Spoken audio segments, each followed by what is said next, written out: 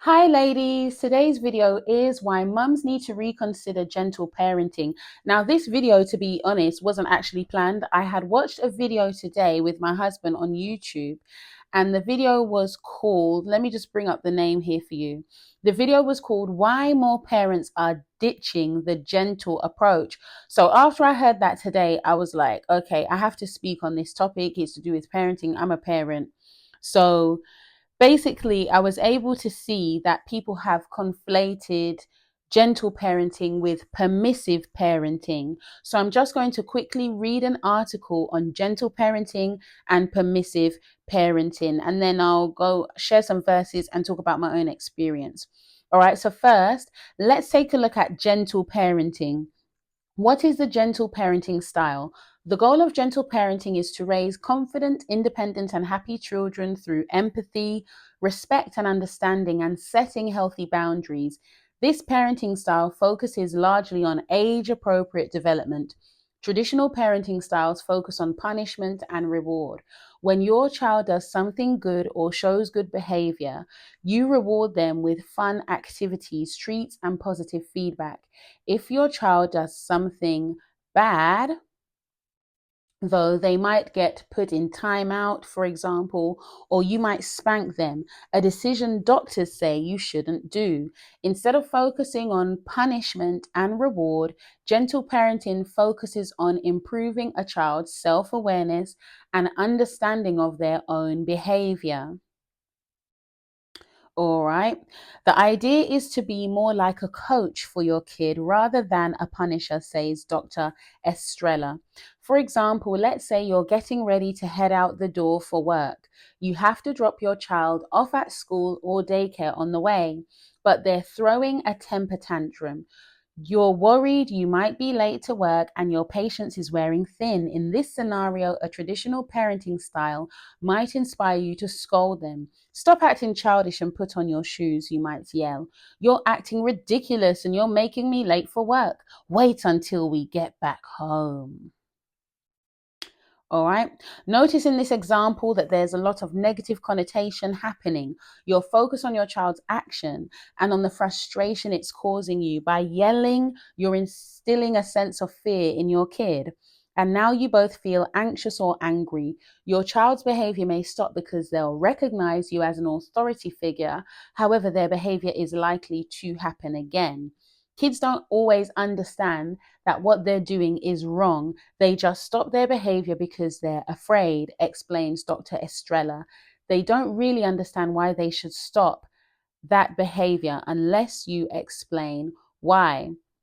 So as we can see there, when you read that, I'm like, okay, that's not so bad, gentle parenting, you know.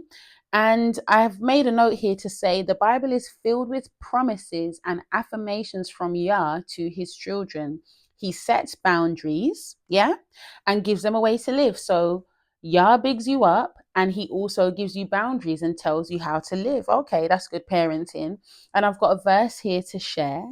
This sefer of the Torah shall not depart out of your mouth, but you shall meditate therein day and night, that you may guard to do according to all that is written therein. For then you shall make your way prosperous, and then you shall have good success. Joshua chapter 1, verse 8. So that's gentle parenting. Now let's look at an article, just a quick snippet on permissive parenting, which admittedly I have even taken gentle parenting for. Okay, so the child just kind of does what they want. So permissive parenting. So this article, sorry, and I forgot to cite the source. It should be in the picture anyway, but I do think it's good to cite the source. When we spoke about gentle parenting, that was from health.clevelandclinic.org. And this article on permissive parenting is from verywellmind.com. And this article was by Kendra Cherry. Okay, so how permissive parenting shapes childhood behavior and development. Being your kid's BFF, so that means best friend forever, being your kid's BFF isn't always a good thing. Do you struggle to set limits with your kids? Does it sometimes feel like you're more of a friend than a parent? If so, you might be using a permissive parenting style. Parenting styles vary in terms of nurturance, communication, expectations, and discipline. Permissive parenting is a type of parenting style characterized by low demands with high responsiveness. Permissive parents tend to be very loving, yet provide few guidelines and rules. These parents do not expect mature behavior from their children and often seem more like a BFF than a parental figure. Kids raised by permissive parents get lots of affection and warmth, but it's not a style necessarily recommended by pediatricians and mental health experts. That's because kids raised in permissive households often struggle with self regulation, low achievement, and making good choices. And you know what? I'm sure, like many other Bible believers, when I see articles like this come up, about, oh, parents are getting fed up of gentle parenting, or maybe they're realizing they're being permissive. Again, it's just like, this is why the Bible, we always end up seeing this scientific research or some new development that proves that, okay, so what Yah says is best and we should just listen to him. As I said, he gives us the affirmation, but on the other hand, he also tells us, if you love me, keep my commandments. He tells you how he wants to be worshipped, and he tells you how to live with your fellow man so that you can have healthy interpersonal relationships. Like even today, King and I were going over the verses on honoring your parents. Even as adults, we need to be aware of how we treat our parents. Because remember, the commandment to honor your parents is attached to long life. So we don't even realize that every time we dishonor our parents and we're feisty and we talk up down about them, we are cutting our life short. We're killing ourselves. So your children are killing themselves when they're like talking smack to you, when they're being rude. So I just find it interesting looking at these things and seeing, okay, the Bible strikes again. Maybe we should just do what Yah says. So the verses that I have on permissive parenting, I want you to consider this. For whom Yahuwah loves, he chastens. So you see that there, our Elohim, he loves who he chastens, right? And scourges every son whom he receives. Hebrews chapter 12, verse 6. As many as I love, I rebuke and chasten. Be zealous, therefore, and repent. So do you see that? He rebukes you, he chastens you because he loves you. That's Revelation chapter 3, verse 19. There's another passage here that I want to share with you, because there is a temptation to coddle children. But listen to this account in the Bible, because as I said, there's a temptation to coddle the children. Sometimes we don't want them to feel the consequence of their behavior. But listen to this account and then I'll share my experience before we end. Okay. And he went forth unto the spring of waters. This is talking about Elisha, yeah? And he went forth unto the spring of waters and cast the salt in there, and said, Thus says Yahuwah, I have healed these waters. There shall not be from thence any more death nor barren land. So the waters were healed unto this day. Just as a side note, the miracles that Elisha was going on with were different. I'm sure it was his bones. Correct me if I'm wrong. That a dead man was thrown into a tomb, and when he touched Elisha's bones, he was brought back to life. And then Elisha also, someone was crying because they said, oh, I've lost the wooden part of my axe. Elisha threw a stick or something like that in the water and it came up. It's just mad thing, the miracles. Sometimes we read over these things in the Bible and like, were we clocking these miracles? All right, anyway, I digress. So the waters were healed unto this day, according to the saying of Elisha, which he spoke. And he went up from thence unto Bethel. And as he was going up by the way, there came forth little children out of the city and mocked him, and said unto him, Go up, you bald head. Go up, you bald head. Okay, listen now. Listen now, please. There came forth little children out of the city and mocked him. Little children, hold that. And mocked him and said unto him, Go up, you bald head, go up, you bald head. And he turned back and looked on them and cursed them in the name of Yahuwah. And there came forth 2 she-bears out of the wood and tore 42 children of them. So the Bible says here, little children. I think in some versions it says youth or young ones or whatever, right? But they were children.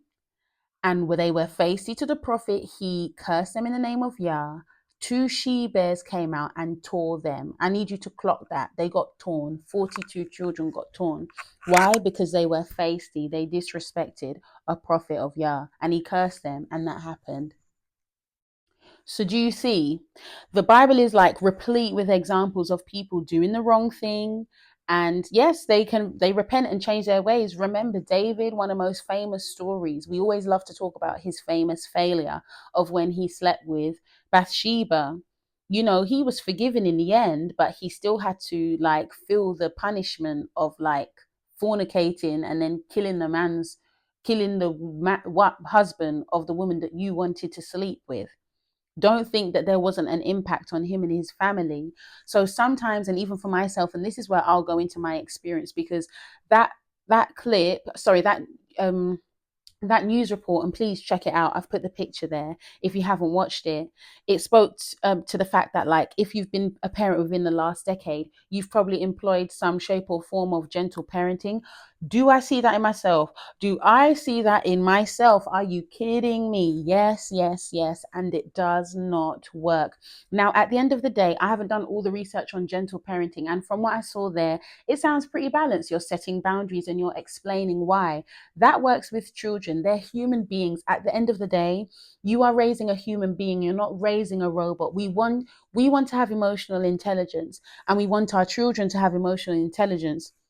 Therefore, we need to explain why this hurts God, why this hurts your brother or your sister, why it hurt me. We need to explain feelings and boundaries and all these things. Or when we put certain rules in place, we need them to understand the reason why we say cross the road like this is because if you don't cross the road carefully, a car will hit you. If a car hits you, you will most likely die.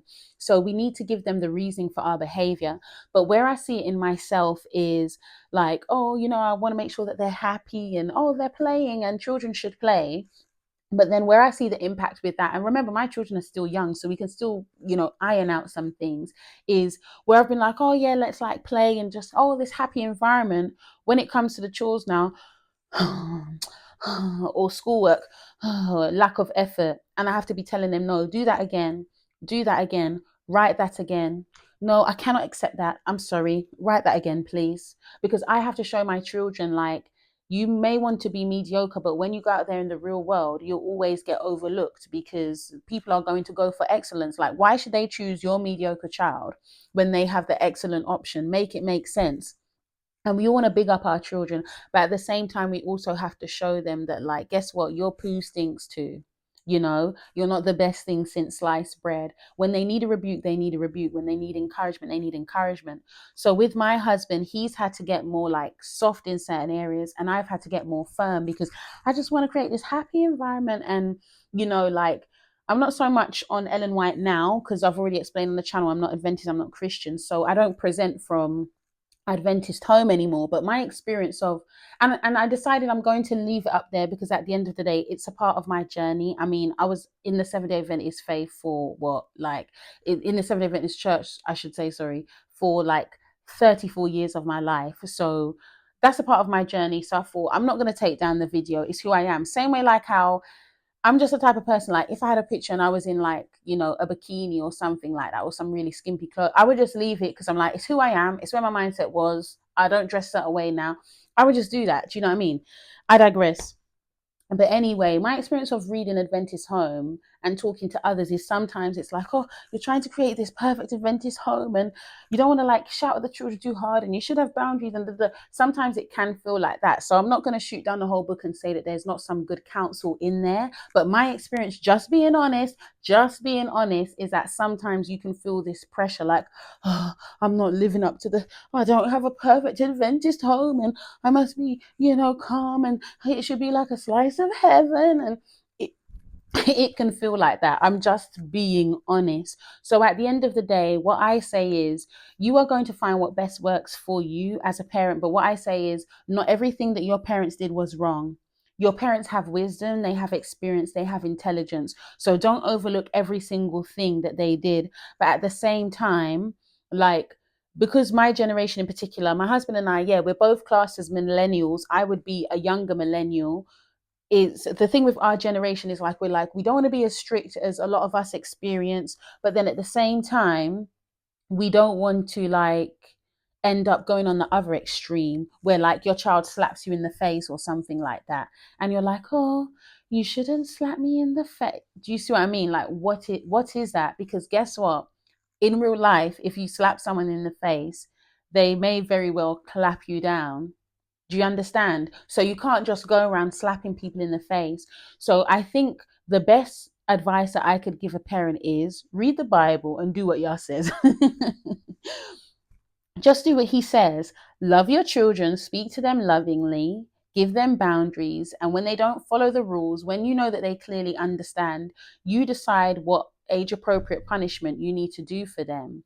But we cannot like evade punishment, because as we can see with that passage there with Elisha, 42 children got, what's the word, maimed. They got tore by 2 she bears. And if you believe that the Bible is real, like I do, that's not a made up story.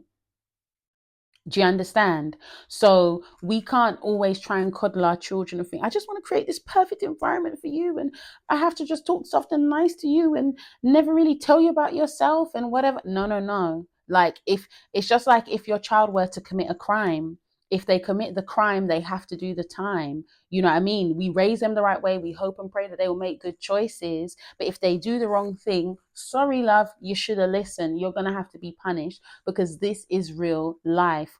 So we're setting them up for real life. So when I think about things like that, and when I think about how I feel as a parent as well, Yah says all throughout the Bible, if you love me, keep my commandments. Think about how you feel when your children listen to you. Doesn't it feel good? Doesn't it feel lovely when you give them a simple command? Please, can you come here? Doesn't it feel lovely when you can say that once and you don't have to say, please, can you come here? Please, can you come here? Please, can you come here? Please, can you come here? Please, please, please, please, can you come here? Please, can you come here? 1 minute later, please, can you come here? How many times do you have to call them to come? But then if you say to them, please come here and get some ice cream, they come straight away. So do you see, they have the ability to listen. So sometimes you have to realize, yeah, I failed here, but I can still work on this. And then sometimes you have to realize, I've allowed my children to manipulate me here still. And I need to like put things in place, because they may do this with me, but they wouldn't do this with another person. And that's real life. So that's my experience personally, like wanting to create this happy, playful environment, but then it becomes imbalanced where when it comes down to doing real work, it's a problem, you know? And at the end of the day, the world that we live in, it's not play and excitement and pleasure that runs the world. It's the work. Because even if I go to Chessington tomorrow, if I go to Thorpe Park tomorrow, I'm having a grand time. If I go and get a massage, I'm having a grand time. But someone still has to work and massage me. If you go to the amusement park, someone still has to work and operate those machines. So it's work that makes the world go around, not just excitement and pleasure and play. Yeah, in the beginning, he worked 6 days and then he rested on the seventh. He's given us the format. Let's just do what he says. So, a verse of encouragement, and please, ladies, share in the comments as well. What is your experience? Have you tried to implement gentle parenting? Have I got the wrong end of the stick? Let me know. Let me know what is your experience of gentle parenting or your definition. How have you implemented certain things from your upbringing, or what was wrong from your upbringing? You know, let us know, because we're all learning together. A verse of encouragement: because sentence against an evil work is not executed speedily, therefore the heart of the sons of men is fully set in them to do evil. Though a sinner does evil 100 times and his days be prolonged, yet surely I know that it shall be well with them that fear Elohim, which fear before him. But it shall not be well with the wicked, neither shall he prolong his days, which are as a shadow, because he fears not before Elohim. Ecclesiastes chapter 8, verse 11 to 13. All right then, ladies. Thank you for watching. And while you are here, please remember to like and subscribe. Bye.